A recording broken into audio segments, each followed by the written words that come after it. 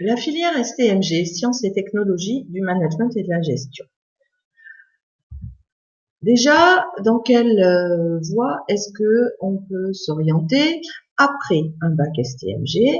Le bac STMG, comme tous les bacs, n'est pas une fin en soi, mais n'est qu'une porte sur l'enseignement supérieur.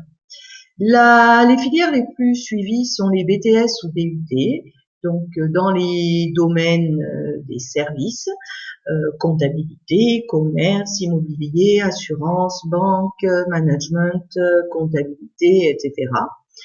Les élèves peuvent également poursuivre, comme avec n'importe quel bac, à la fac, en faisant une licence 1, puis 2, puis 3, et puis poursuivi souvent d'un master. Enfin, on peut suivre la voie de la DCG, du diplôme de comptabilité et de gestion, qui est la voie officielle pour devenir comptable. Il existe également une classe préparatoire aux grandes écoles de commerce et de management spécifique au STMG, donc qui est réservé bien sûr aux meilleurs des élèves. Le bac STMG, comme tous les bacs, a été réformé. Il comporte donc 10%, la moyenne du bac sera composée de 10% des notes des bulletins de première et de terminale. Pour 30%, ce seront les fameuses épreuves communes E3C qui ont lieu en février, mai et novembre entre la première et la terminale. Et ça, c'est pour les matières générales. Et 60%, ce seront des épreuves faites en fin d'année. Donc, ces épreuves, il y aura les 2 spécialités. Donc, ce seront des épreuves écrites qui compteront chacune pour 16%.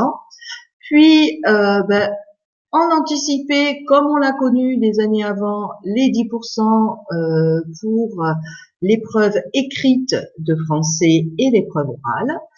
La philo qui sera donc au mois de juin de terminale qui comptera pour 8%.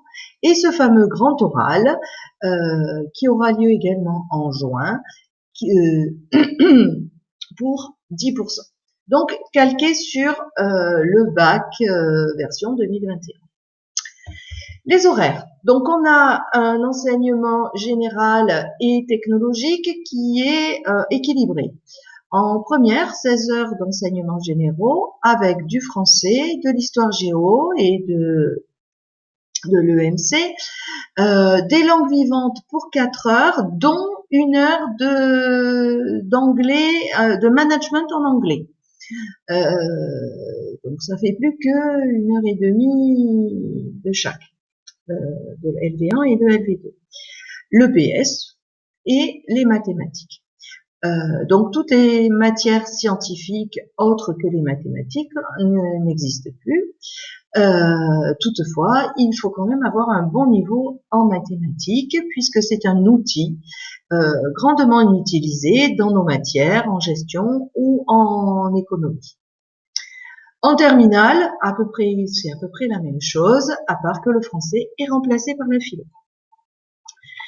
Nos spécialités. Donc en première, comme dans toutes les premières, il existe 3 spécialités, mais elles sont imposées, contrairement aux premières générales. La première spécialité, c'est la science de gestion et numérique, et 7 heures par semaine. Ensuite, vous avez le management pour 4 heures et le droit et l'économie pour 4 heures également. Au passage en terminale, pas de choix d'abandon ou quoi que ce soit. Les spécialités sont également imposées. La première spécialité qui va occuper 10 heures du temps de votre enfant, c'est management, sciences de gestion et numérique. C'est la suite logique des 2 premières spécialités de première, sciences de gestion et numérique et management. Et on poursuit le droit et l'économie, on approfondit le droit et l'économie pour 6 heures par semaine. Maintenant, on va essayer de détailler un peu ces spécialités. Donc les sciences de gestion et numérique, c'est une matière qui observe et qui permet de voir comment on va gérer l'entreprise. Il faut le comprendre comme la gestion au sens très large. On ne va pas faire des calculs très précis, on va pas faire beaucoup de comptabilité, mais un petit peu de compta, un petit peu de, de gestion calculatoire. Oui, il y en a, il faut pas être rebuté par les chiffres, mais on va faire aussi de la psychologie pour comprendre la gestion des ressources humaines, comment gérer des conflits. Donc, c'est vraiment la gestion au sens très global. Mais on va le voir avec le programme. Le premier thème de l'année, c'est de l'individu à l'acteur. Donc là, c'est là où on va partir finalement de la psychologie de base, pour savoir comment un individu va interagir avec une organisation, notamment avec les dans l'entreprise. À partir du moment où quelqu'un rentre dans l'entreprise, comment il communique avec les autres, comment il va s'intégrer dans l'entreprise et comment il va finalement être efficace.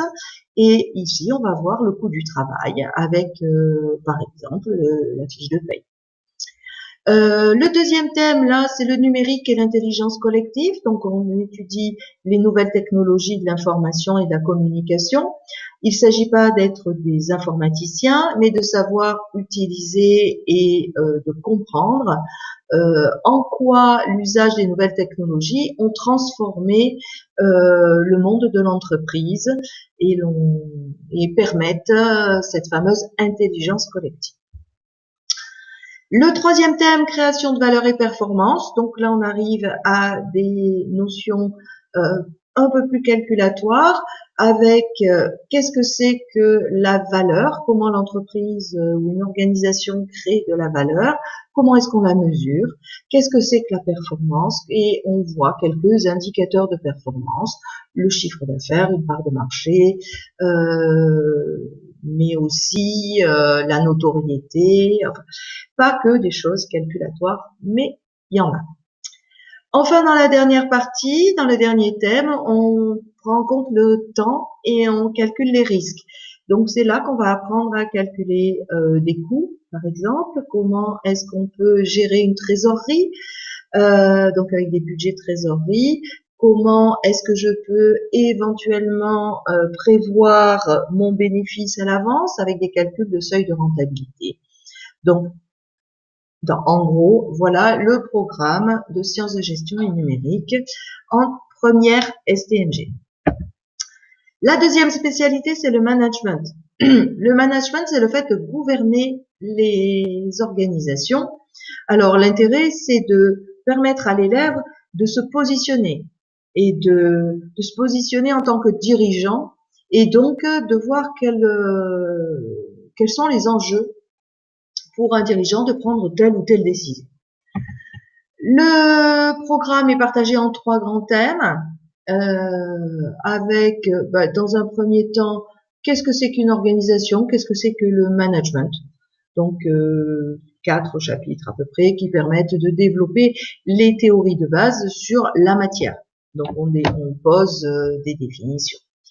La deuxième partie parle de ce qu'est une stratégie d'organisation, comment on élabore une stratégie, quand est-ce qu'on fait un diagnostic.